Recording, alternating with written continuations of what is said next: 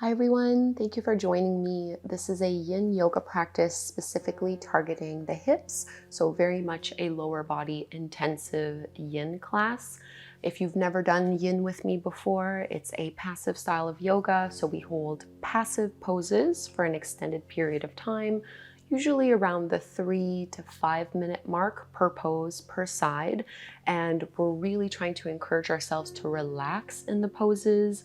So we're not pushing, we're not forcing, we're not using strength, we're letting gravity ease us in. You'll notice I have two blocks here. I'm going to be using them for some of the poses, but it's not necessary. So if you don't have any props at home, you can do the whole class without them, but also it might be a good idea for you to maybe pause the video and just go grab either some pillows, some couch cushions, some folded up blankets, or of course, if you do have some blocks at home, then just have them somewhere close by to the side of your yoga mat. With all that being said, let's start lying down on our backs. We're gonna start in reclined half happy baby. So lowering your weight down. I'm gonna keep my left knee bent and my left foot flat on the mat. You can start by pulling your right knee in towards your right shoulder and right armpit. If this is already enough sensation, please don't feel like you need to add on. Otherwise, I'm gonna grab a hold of my big right toe with my two peace fingers, and I'm just gonna stack that ankle directly over the knee. And you'll notice I let my left knee and thigh kind of flop over to the side. It just provides a nice counterweight for me so that I'm not rolling over. I'm keeping my weight evenly distributed. And we're just very lightly encouraging that knee and that thigh down. We'll really make this as passive as possible. And if you've done yin with me before, you know that once we get in the poses, I stop talking. So I'll leave you in silence so you can stay present with yourself. Just keep breathing, and I'll let you know when it's time to come out.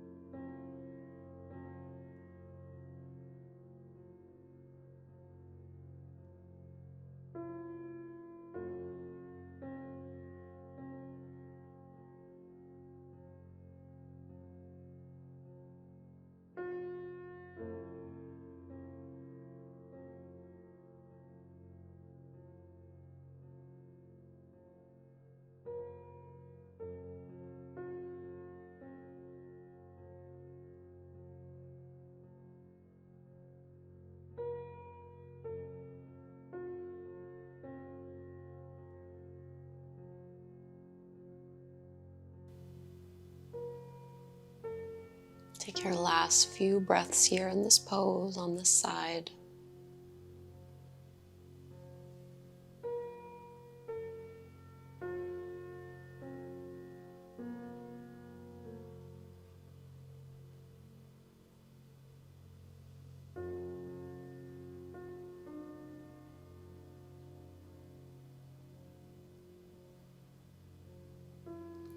And before we go and do this on the other side, we're going to transition into reclined pigeon pose. So you can cross your right ankle over the top of that left knee, and you can reach through with your arms to pull your left thigh in towards your belly. So again, there's a little bit of arm strength here in order to keep my legs in place, but I'm trying as much as possible to relax my legs, to relax the lower body. Just finding your edge of sensation as we invite that stretch into that outer right hip. Hips can be a great area of a lot of tension, different kinds of tension, physical, emotional. So we want to create that space for ourselves to really be aware and notice what comes up without trying to distract ourselves and rush. So just holding here.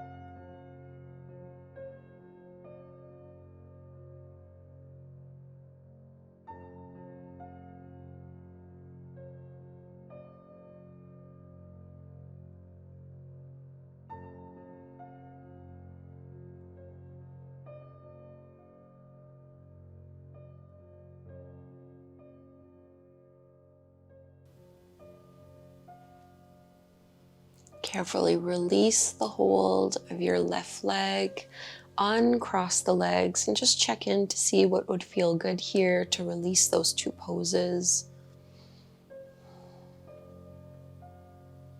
Just taking a few breaths between to transition and recalibrate. And we'll be coming into half happy baby on the left side. So I'm going to bend my right knee, keeping my foot flat on the floor. Start by bringing your left knee towards your left shoulder and armpit, maybe grabbing a hold of the big toe and stacking the ankle on top of that knee. And again, I'm letting my right thigh kind of flop over, just so that I'm not rolling over towards the left. Keep pushing down into your right shoulder slightly so you're really grounded through the right side body.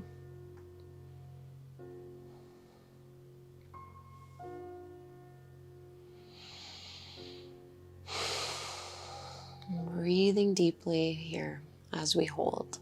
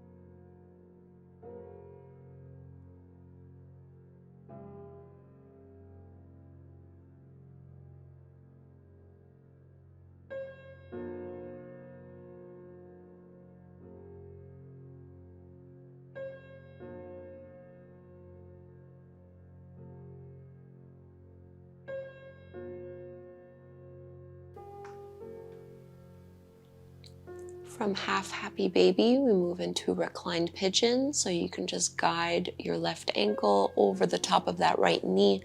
We're trying to move that thigh away from us. Reach through with your arms and pull that left knee in towards your belly. Keep head and shoulders heavy and settled on the ground so you're not crunching and rolling yourself up.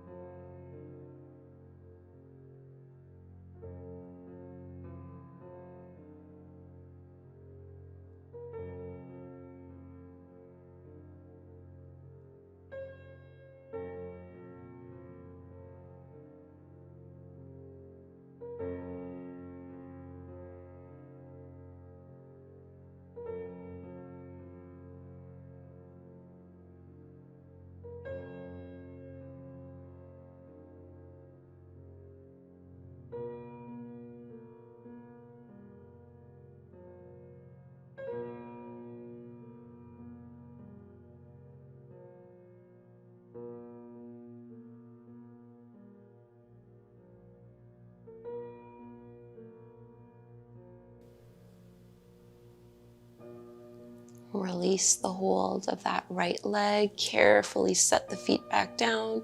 And again here, just check in to see what would feel good to help you release those poses. And we'll be setting ourselves up for a variation of dragon pose next. So you can roll over onto one side, easing your way onto hands and knees.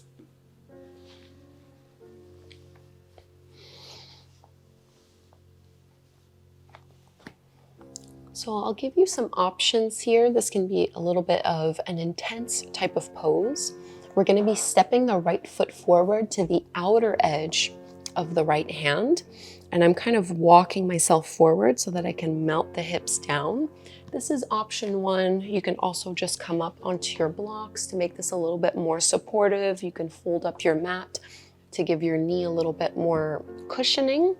The option I'm going to take is a winged dragon. So I'm going to lift my toes up. I'm going to roll to the outer edge of my right foot so my knee is falling open. And then again, the option is to either fold forward, or what I'm going to do is add a side bend, moving away from my right leg. So I'm actually going to use the block for this one here. I'm moving away to the left side of my mat. And I like to be just down on the forearms. And you really don't need to have the props. I just like to have the block under the forehead just for a little bit of support here. So pay really close attention to how this pose feels, making sure you're not going past your edge, past your limit.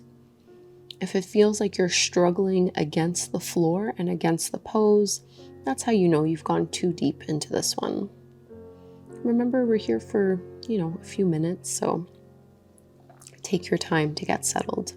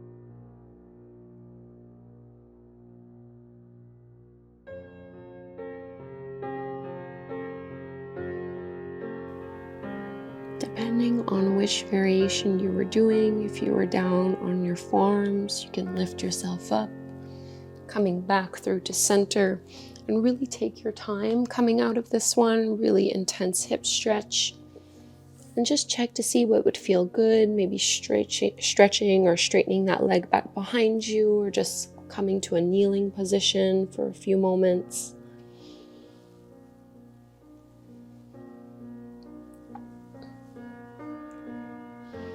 We'll be setting ourselves up for the pose on the second side. So this time your left foot steps forward to the top of the mat, to the outer edge of your left hand. This is option 1. Otherwise, winged dragon variation, you're curling those toes up, dropping and rolling over towards the blade, the left side of your left foot. And then walk your hands over towards the right. If you're adding a little side body stretch, moving away from our bent left leg. And I'm just going to use the block for a little bit of support underneath the forehead, so I don't have to use neck muscles too much and work my upper back too much. My arms are just providing stability more than anything else, rather than a whole bunch of strength and effort. Breathing deeply here as we hold.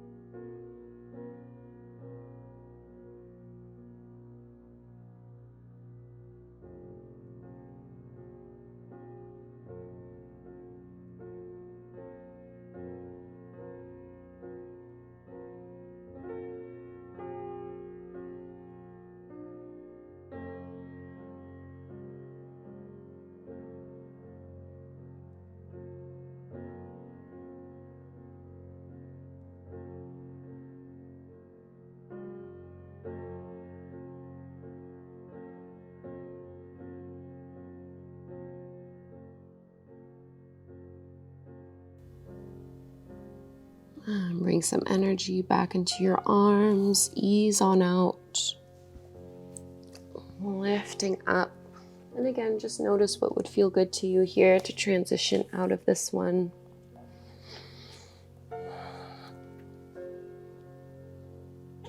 We'll be coming to take a seat. I'm again just going to have my at least one block nearby.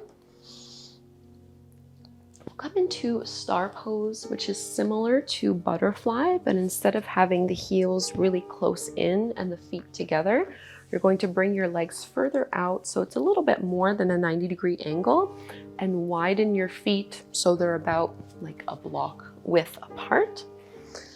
And then we're gonna hinge and fold on down. So this is one where the block can be really nice depending on where you are in this pose, to give yourself a little bit of support. Some people also call this turtle pose. And another variation is to thread your arms underneath the shins, palms facing up, and just folding here. So you can play around a little bit with the angle of how bent your knees are. So every time you exhale, see if you can relax and settle a little bit more.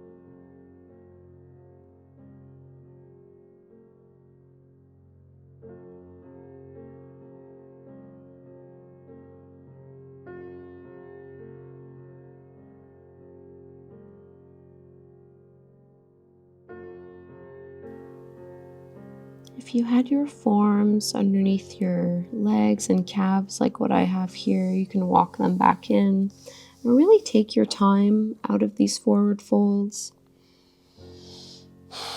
Keep breathing even as you lift yourself up. And it might feel good to just do like a little windshield wiper motion here with the knees to reset. We'll just have one last seated pose. It'll be another forward fold. We'll come into a wide-legged forward fold.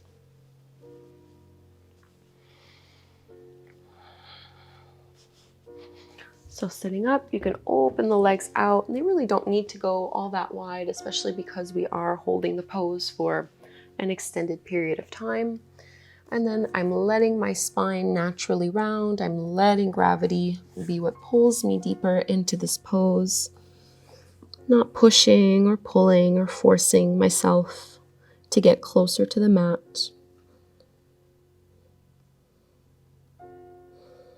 Just finding that nice stretch and sensation through the hamstrings, through your lower back and along the spine.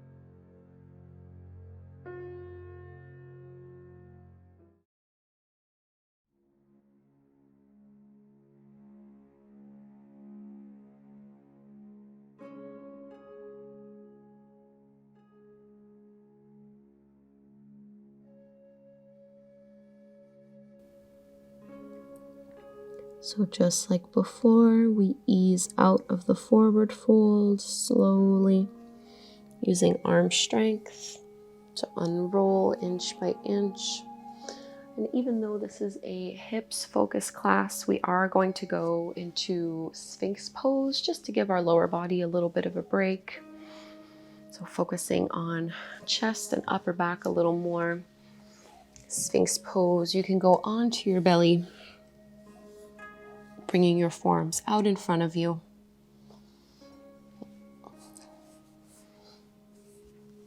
And think of rolling your shoulders back, opening up through your chest.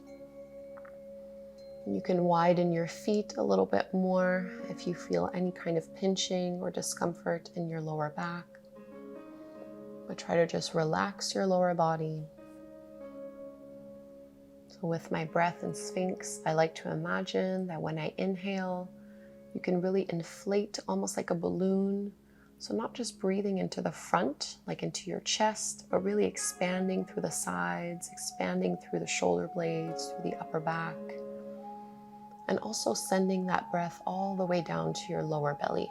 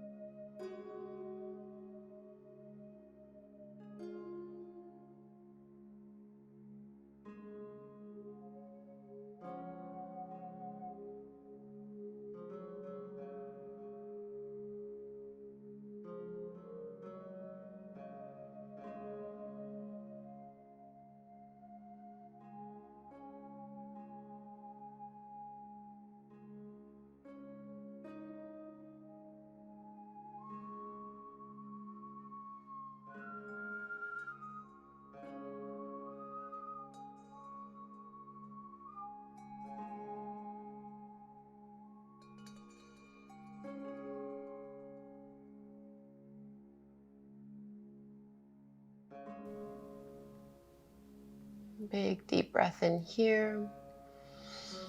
And release on down. We're gonna roll over onto our backs. Our last pose before Shavasana is reclined butterfly. I'm actually gonna do this one with a block, but you definitely don't need to have one. So traditional variation of reclined butterflies, just soles of the feet together, letting your knees fall open. I like to do this elevated with the block underneath the seat on its lowest level. It just makes the pose a little bit different, allows my knees to drop a little bit further. And you can have your arms by your sides, on your belly, maybe even reaching up overhead if you'd like to open through your chest and shoulders a little more. And if it's too intense with the block, of course, leave it out. And you can just instead keep your spine leveled.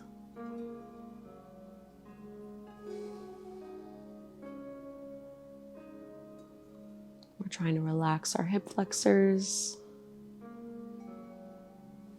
melting into it here.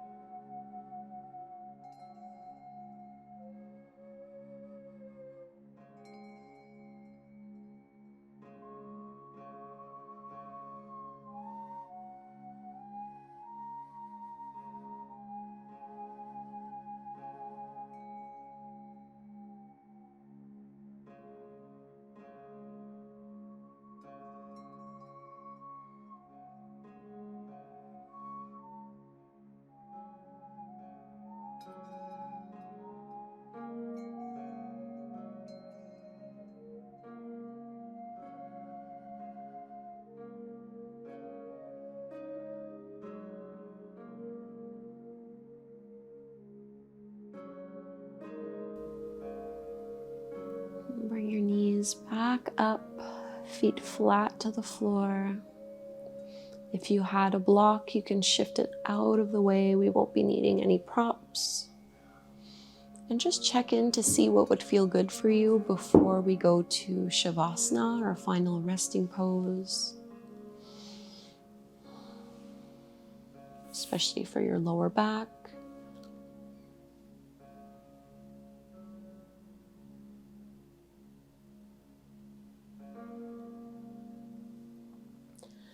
And we'll extend the legs and the arms out, palms facing up to the sky. Let yourself fully settle here.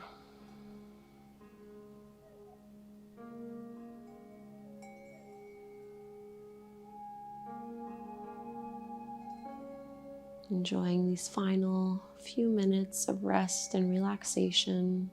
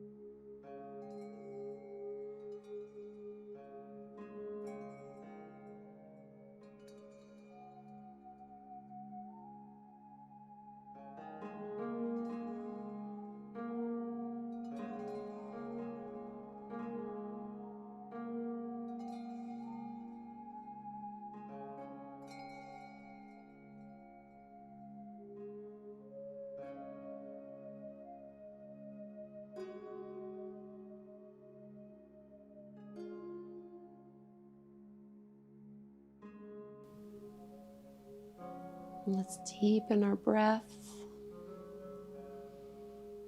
waking ourselves up. Bringing movement back into the body. Might feel good to stretch your arms up overhead as if you were just waking up in the morning, reaching fingertips away from your toes. And we'll roll over to one side. And let's come up to take a seat.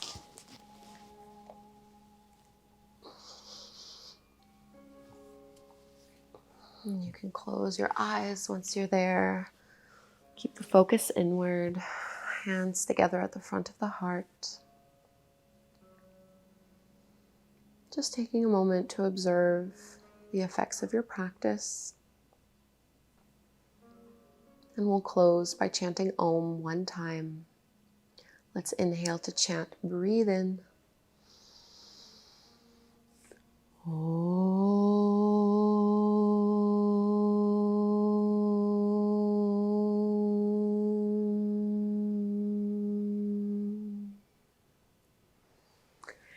Thank you so much, everyone, for doing this yin yoga practice with me. I hope it felt really good for your hips and for your lower body. I have many more of these types of classes on my channel and inside my mobile app if you'd like to check those out. Please do subscribe, and hopefully we'll be meeting on the mat again very soon.